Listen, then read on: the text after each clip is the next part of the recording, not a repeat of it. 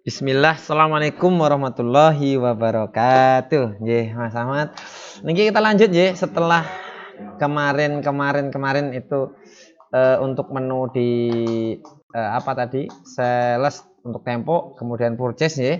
Lanjut untuk sekarang itu kita di menu inventory. Nah, coba kita lihat. Oh iya, ini dihilangkan.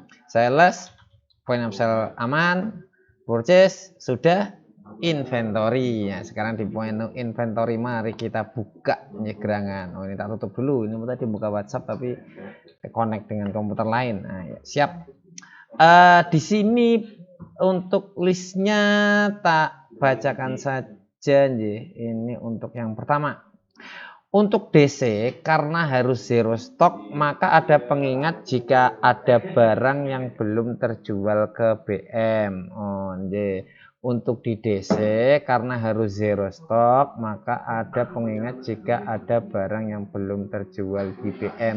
Nah, jadi di sini ketika bisnis prosesnya kan dari BGH itu dari supplier kemudian seluruhnya itu maka dilempar ke sentra herbal. Nah, di sini keinginannya itu gini, Mas. Kalau ada yang kelewat, dia ada pengingatnya, gitu, Mas. Ketika baik itu yang maksudnya ini yang dimaksud berarti selain ke sentra herbal juga, misalkan dia dari BGH ke Green Sava, misalkan gitu. Ada pengingatnya saja, gitu. Ketika ini harus zero stock, maka dia harus jual barang, gitu kan. Maka dia harus jual barang ketika ada yang tertinggal belum dilakukan penjualan baik itu ke sentra herbal maupun Green Sava ini. Jadi dia harus apa? Dijual kan niku. Jadi minta ada pengingatnya, entah itu pop up bentuknya ataukah apa. Yang penting seperti itu, Mas.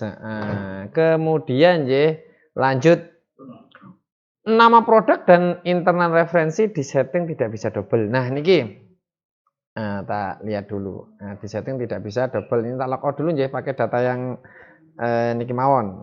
Nah, demo mawon ya. Karena yang saya ketahui di sini niku dia hanya nomor barcode saja yang nggak bisa double, tapi untuk nama produk dan internal referensi dia masih bisa sama.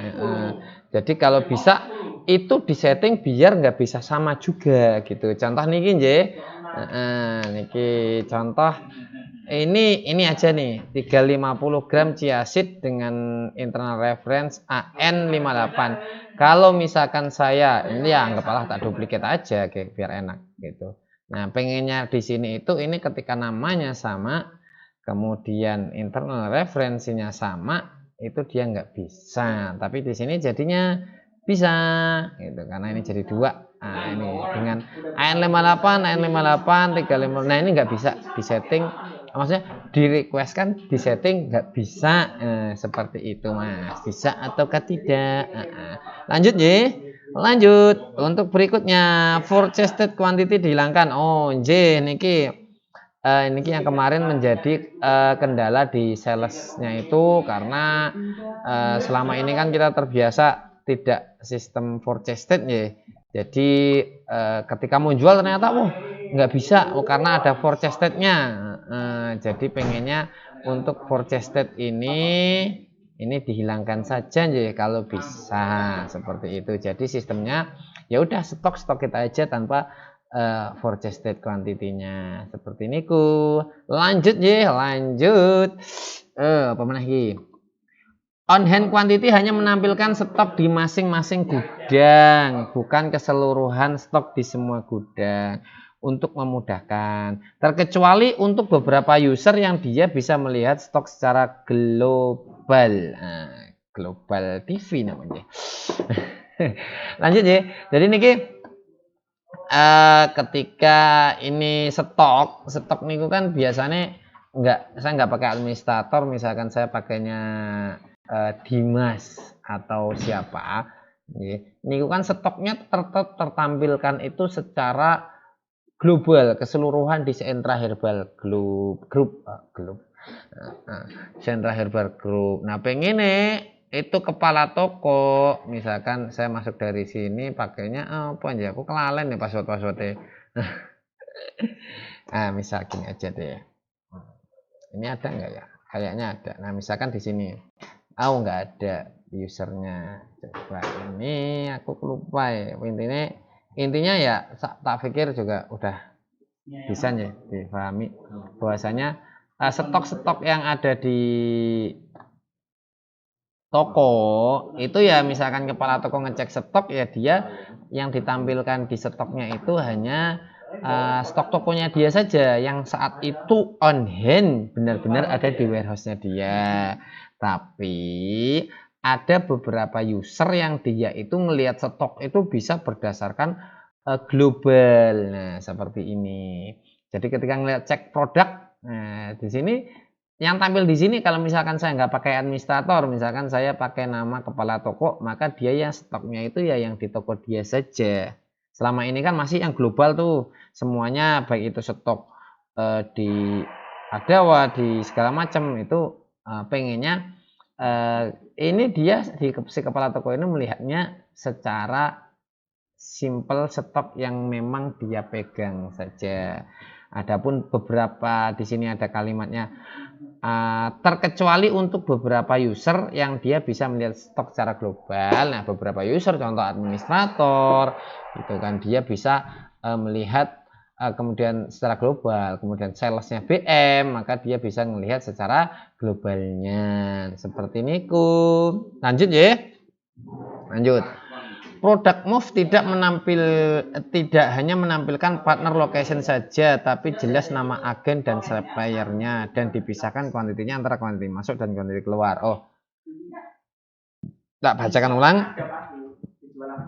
Product Move tidak hanya menampilkan partner location saja, tapi jelas nama agen atau suppliernya, dan dipisahkan kuantiti antara kuantiti masuk dan kuantiti keluar. Nah, tak bukakan saja ini gitu ya. Ini kita lihat produk kemarin apa ya? Nah, misalkan di sini kita ngelihat Jazira. Nah, Jazira di sini stok on hand-nya kan 890. Nah, ini produk move-nya itu pengennya ketika ada produk move, ini kan ada nih. Nah, di sini pertama, dia tidak hanya menampilkan partner location vendor itu SH Stock, tapi misalkan vendornya BGH berarti BGH.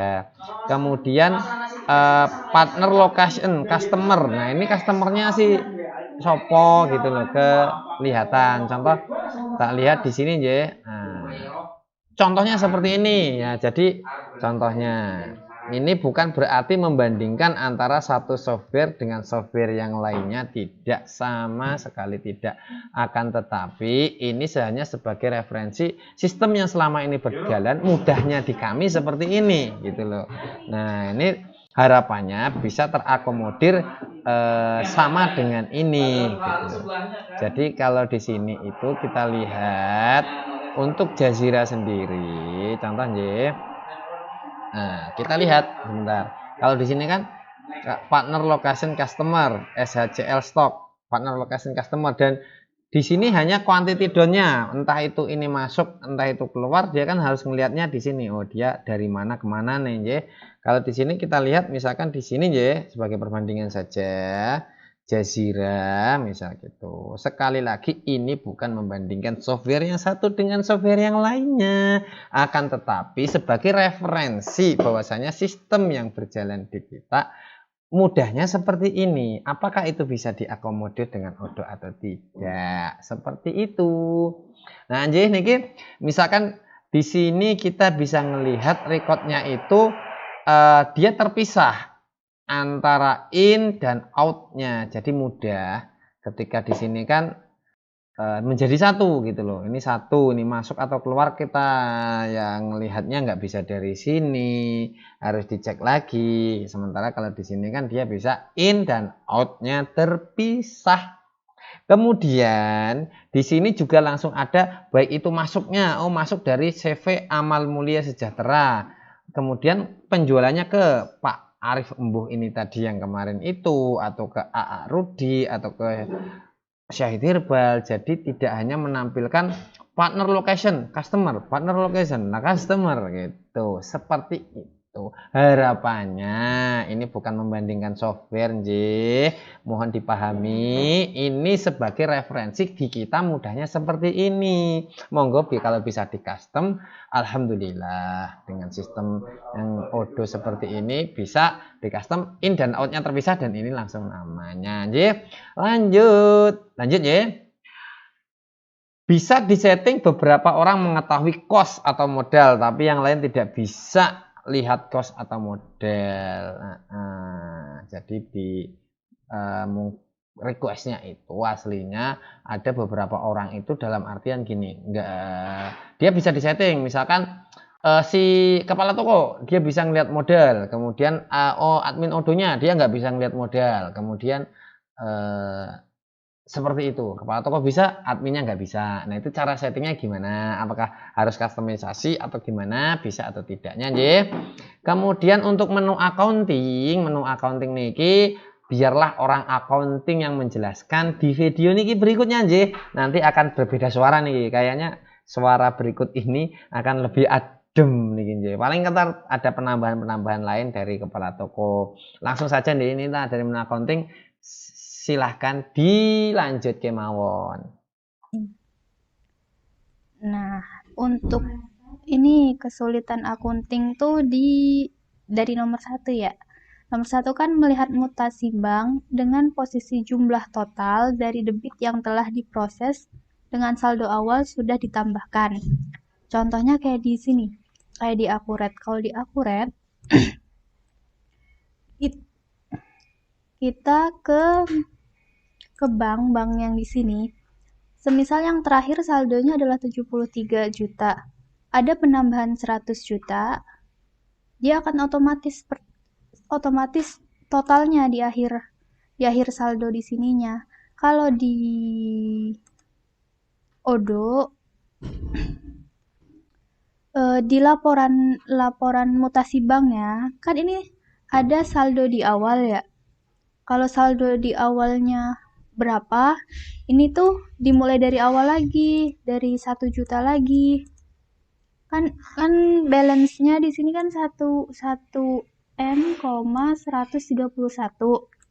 Nah, terus ada pemasukan sebesar 1 juta, tapi total akhirnya tuh cuma 1 juta. Jadi kan maunya ditambah kayak yang di Akuret gini. Dia jadi totalnya udah ditotalin sama penambahan yang baru masuk. Untuk itu. Terus di poin kedua, pengeluaran uang baik kas atau bank bisa terlihat dalam satu halaman buka. Contohnya sama seperti di Akuret. Kalau di Akuret, pengeluaran itu kita masuknya di sini. Nah, dalam satu halaman ini sudah termasuk antara cash dan bank itu hanya untuk pengeluaran. Di sini pengeluaran kan banyak nih pengeluaran. Sedangkan kalau kita di Odoo itu adanya journal entries, kita ke journal entries, kita baru nih ngefilter sendiri ya pengeluarannya tuh apa, misalkan bensin. Nah, dia baru muncul. Bensin itu pun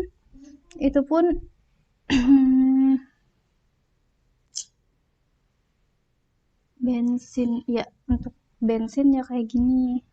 Maunya tuh tampilannya untuk pengeluaran baik cash maupun bank di journal entries itu terpisah sendiri. Seperti di Akuret sini. Terus poin yang nomor 3. Pembayaran agen per hari yang telah terpaut baik bank ataupun kas bisa terlihat dalam satu halaman laporan. Nah, kalau di Odoo kan untuk ngelihat customer payment tuh kan bisa ke sini. Customer payment. Nah, di sini. Tapi untuk di sini itu kita masih harus ngefilter sendiri. Baik itu dari dari toko-toko cabang ataupun pusat kita harus apa sih namanya, ngefilter sendiri. Sedangkan kalau di Akuret gini ya, di Akuret kan untuk penerimaan penjualan atau pembayaran customer bisa dilihat di sini nih. Di sini secara langsung ini entah itu bank, itu kas, itu pendapatan per harinya bisa dilihat di sini.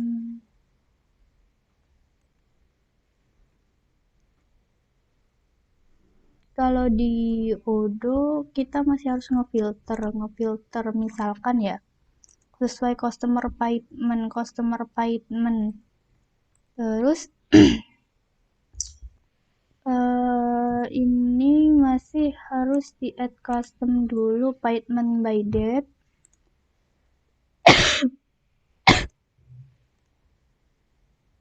Nah, yang ini kan kalau dibuka, taruh itu astagfirullah ya, pengeluaran uang baik pun cash atau bank yang telah dalam satu halaman maunya tadi pembayaran agen per hari yang telah terkait ya, baik bank ataupun cash bisa terlihat dalam satu laporan. Nah, yang keempat kan jurnal entries antara pembayaran dan uang masuk bisa terpisah.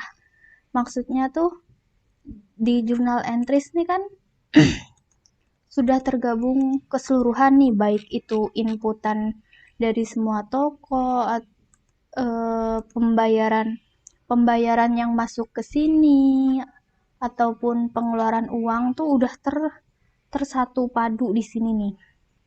Tersatu padu di sini. Nah, yang dimaksud nomor 4 tadi kan jurnal entries antara pembayaran dan uang masuk tuh berbeda ya. Berbedanya itu seperti yang di sini.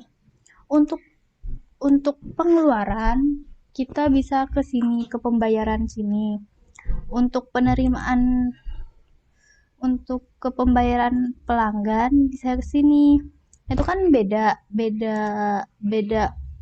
untuk jurnal masuk sama keluarnya.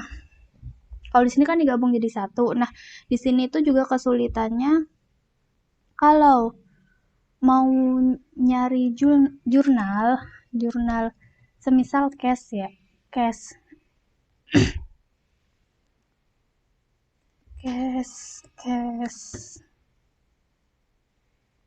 jurnalnya cash.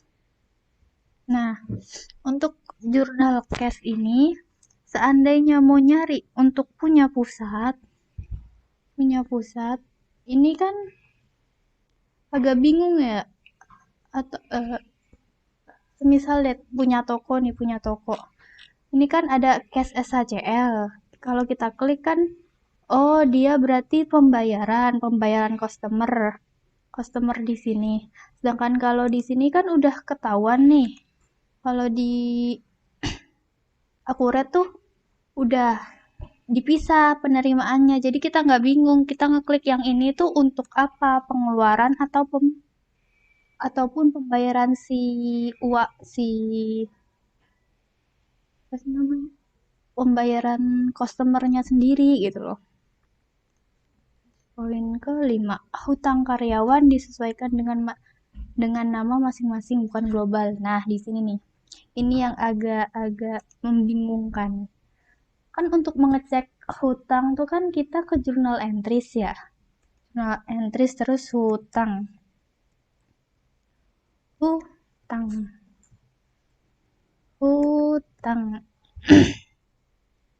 Move. Nah, di sini kan ini nih ada Saiful karyawan PHJ hutangnya 4 juta dan sebagainya, ada hutang Pak Umar, hutang Bos Umar. Nah, kan kalau kita ngeceknya itu di profit and loss. Di profit and loss itu untuk laporan hutangnya sendiri kita ngelihatnya cuman bisa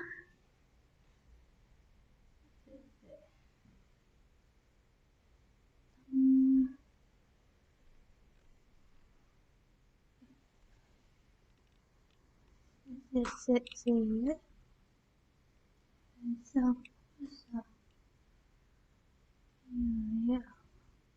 ini gaji.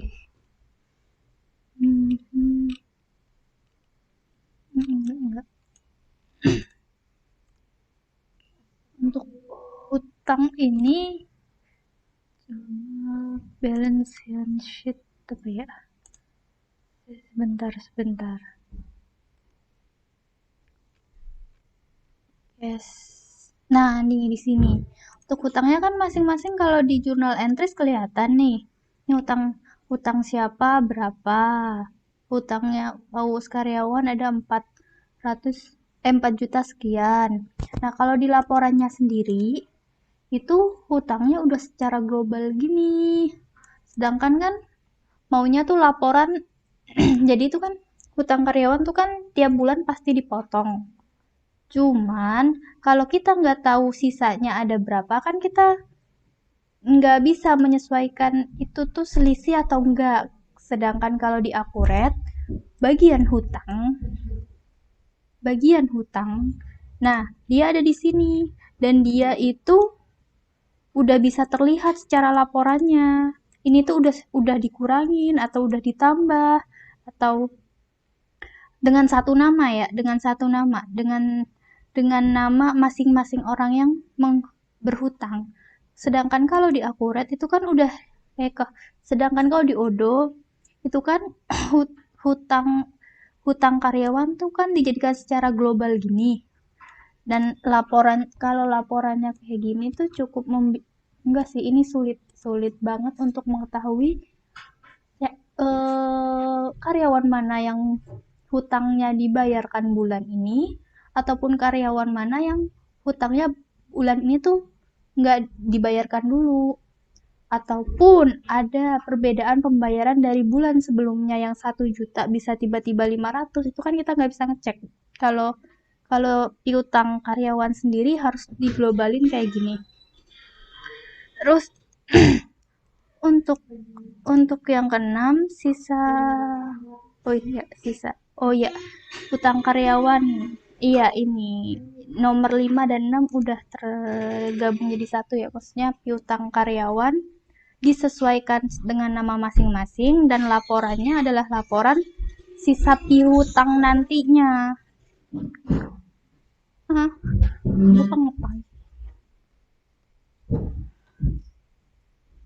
Terus untuk yang nomor 7, ini dia juga antara simpanan bos, agen di laporannya dipisah antara hutang masing-masing. Kan kalau di Odo itu nih piutang owner. Kan piutang owner ada sekian ya, minus 7M sekian. Kalau kita lihat jurnal entries-nya,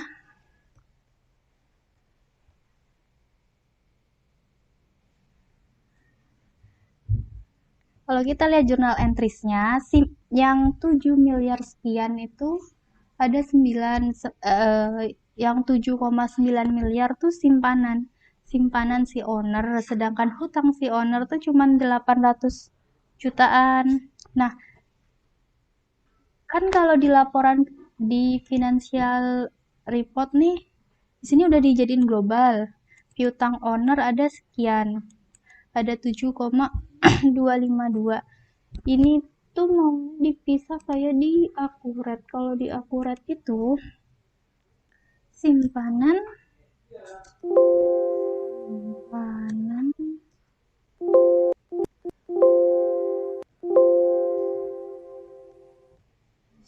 nih, simpanan bos Umarnya kan segini dan hutangnya itu terpisah. Nah, hutangnya terpisah sekian. Dan tapi kalau di sini kan laporannya ntar jadi satu, jadi kita nggak bisa benar-benar tahu dong sisa hutang dia berapa dan simpanan dia bertambah atau berkurang berapa gitu.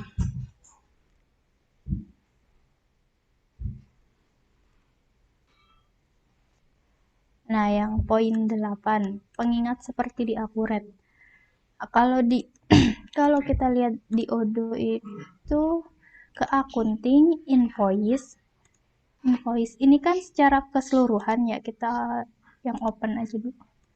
Ini kan secara keseluruhan ya, nota-nota yang belum terbayar. Nah, di sini ada macam-macam itu agen-agen gitu.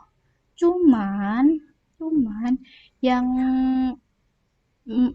bisa nggak terlihat seperti yang di akurat kayak gini. Jadi piutang agen tuh bisa dilihat secara global langsung, mereka tuh punya hutang berapa. Terus kalau di Odoo ini kan kita harus ngecek dari namanya masing-masing, kayak Aziz Basirang. Aziz. Kayak Mugis. Nah, di sini baru nih keluar cara semuanya keluar, cuman harus ngeklik satu-satu gitu, nyari agen, si agen ini masih punya utang gak ya, kayak gitunya. Kalau di sini kan udah kelihatan tinggal klik satu-satu. Oh iya, ini tanggal ini yang belum terhutang, dan itu udah terlapor dalam satu lampiran gini masing-masingnya. Yang ke-9, daftar akun seperti di Akuret. Yang 9 itu daftar akun ya. Daftar akun itu kita buka di sini. Daftar akun. Nah, kalau kita buka di sini kan itu udah kelihatan ya, case-nya ada berapa, banknya ada berapa masing-masing, dan ini keseluruhan banknya juga tercatat. Udah ada penjumlahan secara global di banknya di sini. Terus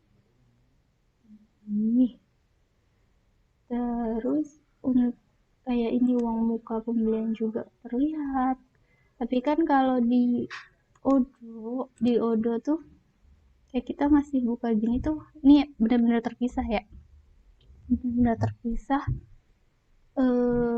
nggak ada pengglobalan juga jumlah semua bank tuh ada berapa.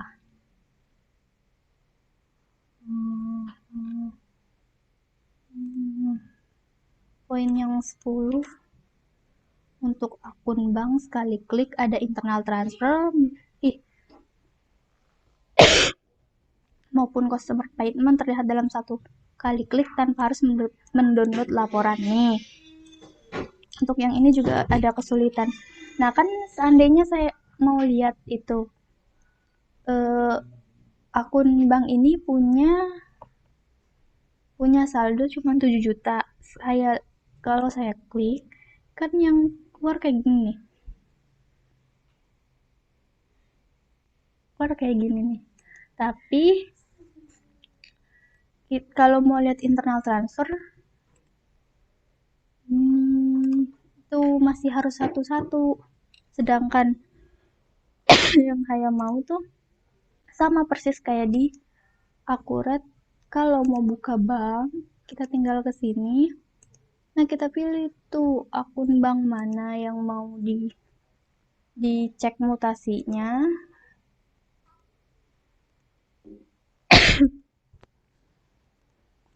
Nah, di sini udah secara keseluruhan tuh udah kelihatan ada mutasi masuk, ada pembayaran apa, terus ada ganti cash juga bisa, kayak ini internal transfer lah. Kalau kayak gini ya, internal transfer tuh udah terlihat saat klik satu kali gitu.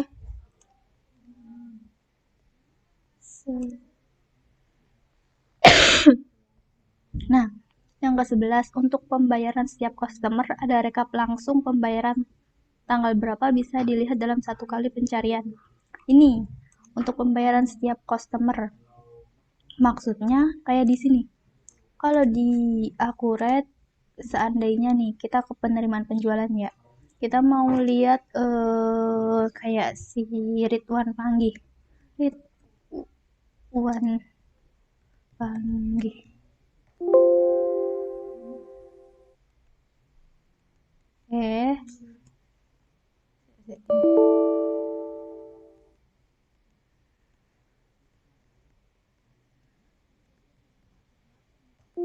Nah, di sini kan udah secara global nih pembayaran Ridwan Panggih itu tiap kapannya.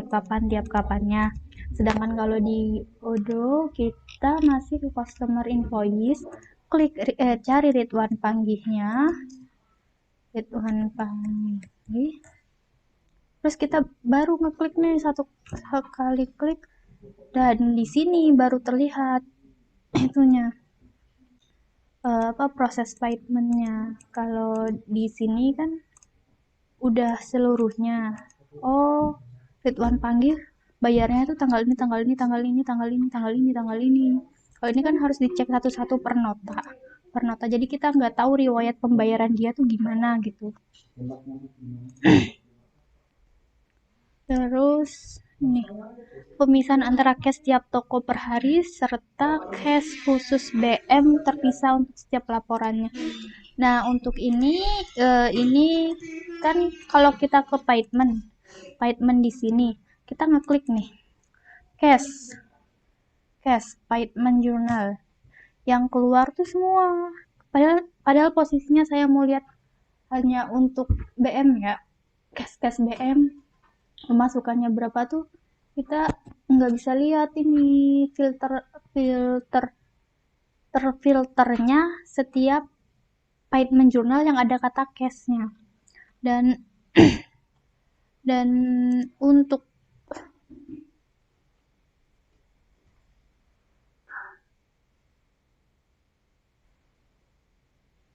untuk laporan semisal ya cash payment cash payment journal cash group by payment date, terus add custom dia payment date apply dia per day, terus filternya. Nah, di sini paymentnya ini kan cash melasti di sini. Nah, di sini masih tercampur nih antara cash SHCL, cash PHR, cash SHC. Nah, maunya tuh ini terpisah juga secara otomatis, sama kayak buatan kalau filter ini group by create by, coba ini ini terpisah ya.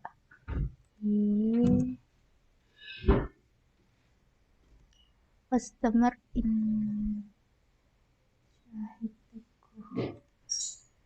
ya.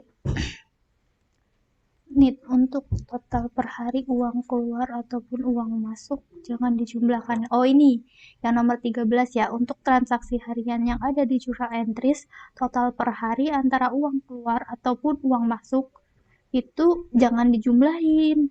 Kalau di sini kan journal entries-nya misal nih ya, saya cari cash SHCL cash SHCL akun. Nah, di sini nih, ini kan out ya, uang keluar. Ini uang keluar, tapi kalau kita lihat ke amount-nya itu ini udah keseluruhan. Sedangkan kalau di sini di akurat itu bisa terlihat gitu loh. Itu tuh uang keluar apa masuk itu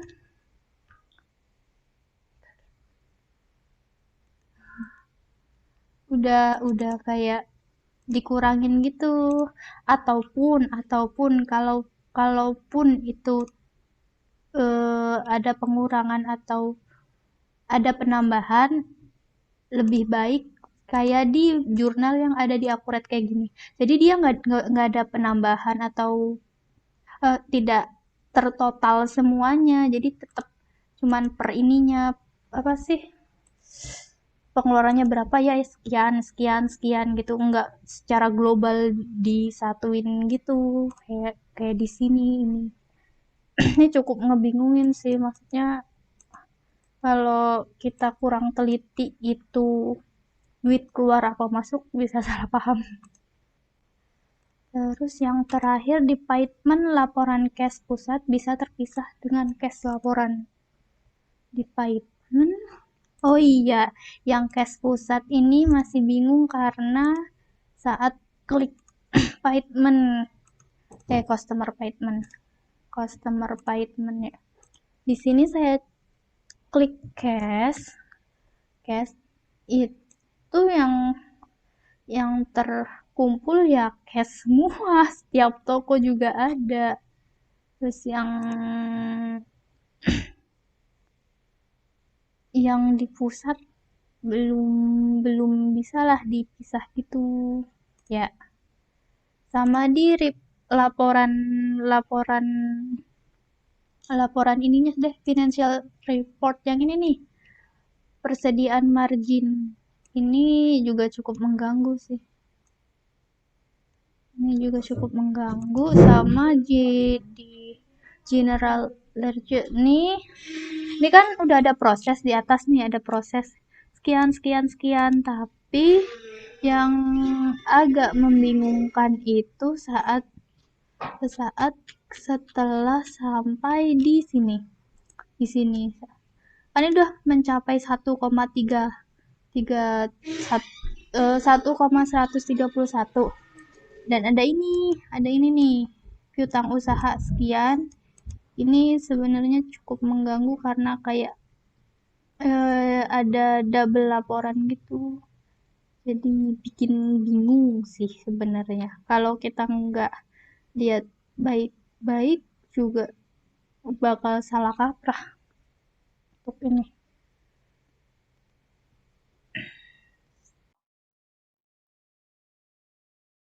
Ya, dan untuk penambahan ini dari kepala toko kemarin itu gini, user kepala toko bisa melihat saldo pendapatan aktual di toko tersebut, baik itu dari invoice ataupun pengeluaran ketika ada return barang dari pelanggan. Sifatnya hanya read only.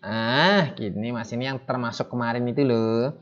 Jadi sifatnya itu hanya read only, dia bisa tahu gitu aja. Tapi dia ngotak-atiknya, ya enggak, dia cuma tahu doang. Biar untuk apa? Untuk memudahkan ketika toko itu mau tutup.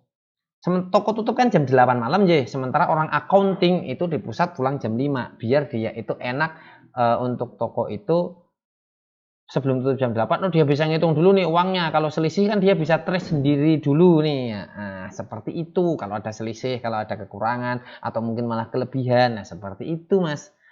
Untuk selebihnya ini kemudian nanti dilanjut lagi di menu inventory manufacturing. Nah, lanjut monggo di video berikutnya mawon. Terima kasih. Assalamualaikum warahmatullahi wabarakatuh.